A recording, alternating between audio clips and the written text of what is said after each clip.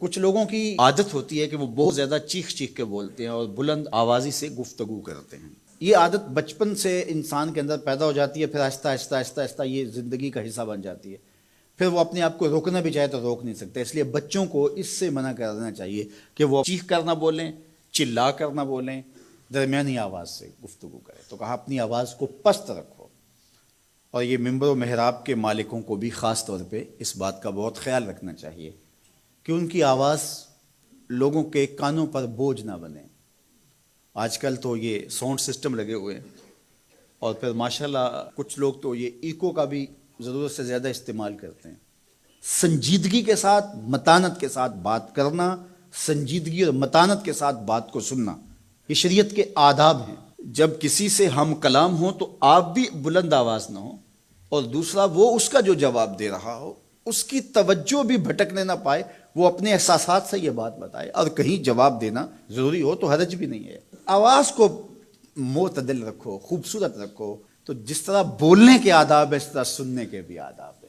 ویسے ماہرین کہتے ہیں کہ تیز آوازیں بندہ پونے گھنٹے سے زیادہ نہیں سن سکتا، یعنی اس کا سٹیمنا جو ہے وہ اتنا ہی ہے کہ وہ اتنا سن لے، برداشت کر لے اس کے بعد وہ تو الگ بات ہے، لیکن یہ ہے کہ وہ جو آسانی کے ساتھ سن سکتا ہے اتنا ہی سن سکتا ہے۔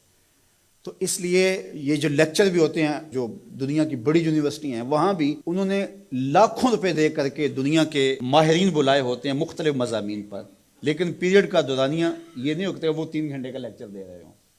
انسان کی جو ہے وہ ایک کیپیسٹی ہے، اس سے آگے نہیں وہ بڑھ سکتا۔ اور مجھے بتائیے انسان کو بنانے والے سے بہتر کون بتائے گا؟